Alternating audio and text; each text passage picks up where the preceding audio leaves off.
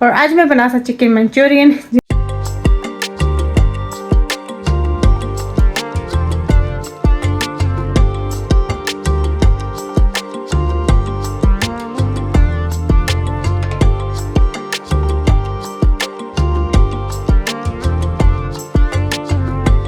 बिस्मिल्लाहिर्रहमानिर्रहीम। अस्सलाम वालेकुम व्यूअर्स, उम्मीद करने की ठीक ठाक हो, सो खुशबाश हो, सो welcome back to KV family. आज ने व्लॉग ना करने आगाज नी वीडियो ना टाइटल तो थंबनेल सता कि तो समझ गया सके आज नी वीडियो किस रिलेटेड है। आज नी वीडियो कुकिंग वीडियो से बड़े टाइम बाद और आज मैं बना सा चिकन मंचूरियन जिस पहला भी हमारे चैनल पर तक ही रहो, बट डिफरेंस ये सी कि मैं पाकिस्तान बनानी से अगी पर तो हूँ मैं बनाने लगी हाँ इतना गैस पर।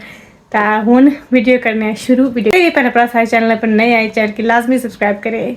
रेसिपी करने शुरू तो ये रेसिपी हमारे चैनल पर तो पहला भी तकी हो सी, बट एक डिफरेंट अंदाज पहला मैं चूल्हे पर अगी पर लकड़ी इस्तेमाल करी तो ये रेसिपी मैं बनाई सी जी वेरी डिफरेंट सी। तो हूँ मैं बनाने लगी हाँ इंग्लिश किचन विच और भी डिफरेंट कंट्री विच। सो सबसे पहला मैं अपने चिकन की मैरिनेट कर सा। सो इसने विच वन एग 1 टीस्पून ऑफ काली मिर्च और 1 टीस्पून ऑफ सॉल्ट में ऐड किया या और सोया सॉस भी मैं ऐड किया या this was dark soya sauce. तो मैं चिकन की कर सा मैरिनेट तो बस चिकन की रहते सा इतना थोड़े टाइम वास्ते। तो फिर मैं कोई और कम जाए तो कर सा तो फिर वापस अच्छी फिर इस चिकन की कर सा फ्राई।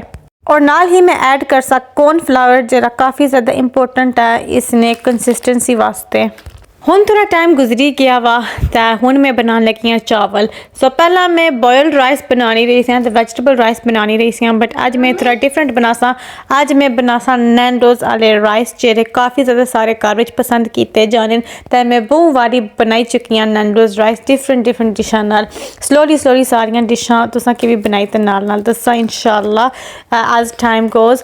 बट आज तुसां की इस ट्यूटोरियल विच ताकि दसा कि नैंडोज राइस किस तरह बनाना है। सो फर्स्ट ऑफ ऑल क्योंकि मिगी बिल्कुल थोड़े जे चावल बनाने सो मैं एक निक्का जा प्याज सी उसकी मैं कुट कर सा निक्के पीस। एक तो होना ना कि अस लंबा प्याज कटने होने मैं इसकी मतलब छोटे पीसा में प्याज कपसा, ठीक है। तो वह बाई छड़सा हांडी विच बस इतना ही सी प्याज। So that was 1 half. हूँ दूसरा हाफ में कट कर सा तो वह भी हांडी विच बाई तर रख सा। तो फिर तेल बाई तो जरा प्याज है उसकी थोड़ा जा कर सा ब्राउन। और इधर तक ही सकने कि सारा प्याज पकना पे आया थोड़ा जा ट्रांसलूसेंट हो गया सा। इसकी हल्का जा ब्राउन करना, बहुत ज़्यादा ब्राउन नहीं करना क्योंकि ऐसा कि पुलाव नहीं बनाना, ठीक है। नेक्स्ट नाल में फ्रोज़न वेजिटेबल ऐड करी कि इंसान जितनी भी इस्तेमाल करनी हो सी क्योंकि एक तो इसने मिक्स सब्जी है सोचा कि सारे मतलब जी बॉडी की चाहिए होनी है वो भी मिली जैसी। और नाल ही मिक्सड वेजिटेबल लगनी भी बड़ी मज़ेदार है एंड सो या असन घर में इस तरह पसंद करने, बट तुम अपनी चॉइस है कि तुम वेजिटेबल फ्रोज़न वाली ये यूज़ करी सकने। हमारा टाइम शॉर्ट सी नहीं तो मैं वैसे नॉर्मल यूज़ करनी होनी है फ्रैश, जिस तरह हो गया रेड प्याज शिमला मिर्च और वो बंदा यूज़ करी कि ना, बट हमारे को टाइम शॉर्ट सी सो इस मारे यहाँ में ये यूज़ की सी।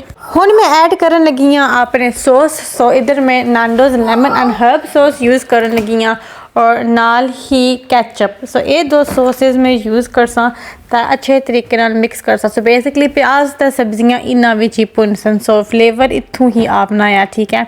और मज़ीद मैं ऐड कर सा 1 चम्मच हल्दी नहीं 1 टीस्पून ऐड कर सा क्योंकि ये चावल येलो कलर नहीं होने, ठीक है। सो जरा उन्होंने रंग है वो इस हल्दी सो अशना या।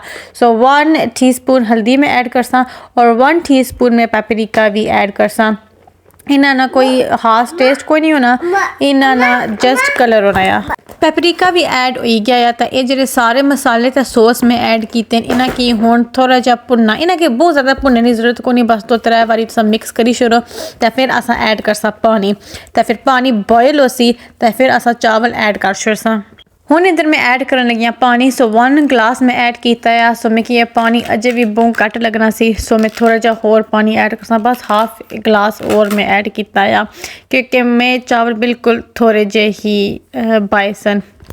इधर सारा पानी में बॉयल हो गया सी तो चावल में ऑलरेडी वॉश कर रखे हुए सन। इन्हें कि मैं थोड़ा टाइम भिगोया भी सी पानिया विच ताकि नाइसली बनी जान। सो इधर मैं चावल भी ऐड कर सा तो बस हाई हीट पर पानी सुकाना या तो फिर चावलों की दम पर भी लाई छोड़ सा।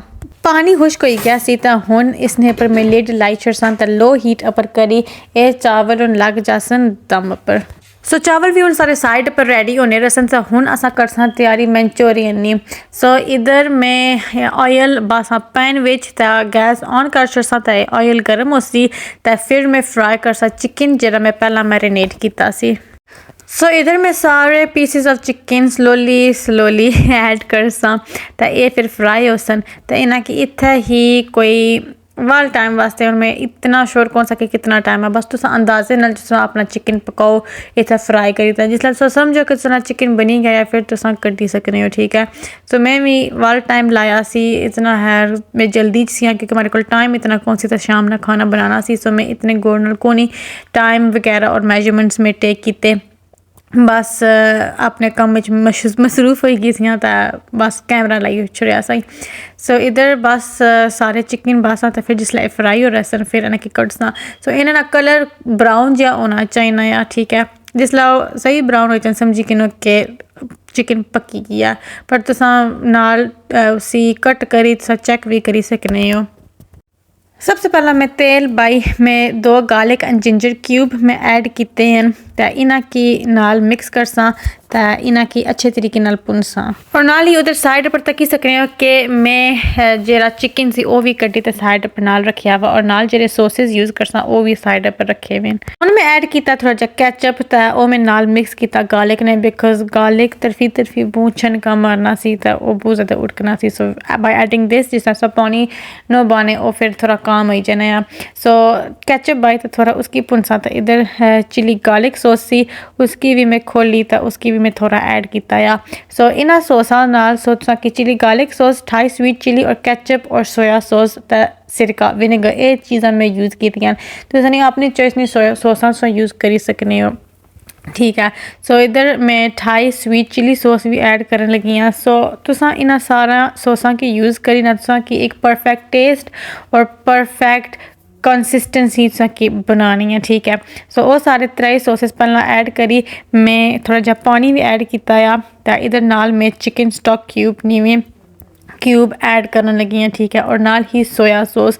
सो इसकी सारा मिक्स करसा पकासा तो जी चिकन स्टॉक क्यूब है उसकी भी भनी तो उसी नाल मिक्स करसा तो नाल इधर मैं थोड़ा जा विनेगर भी ऐड में करी छोड़िया हुआ। सो इन्ह की मिक्स करी हूँ मैं अपने हस्बे ज़रूरत और जायके ने मुताबिक मैं और सॉस ऐड करसा तो फिर एंड पर चिकन ऐड करसा तो चिकन की थोड़ा मिक्स करसा।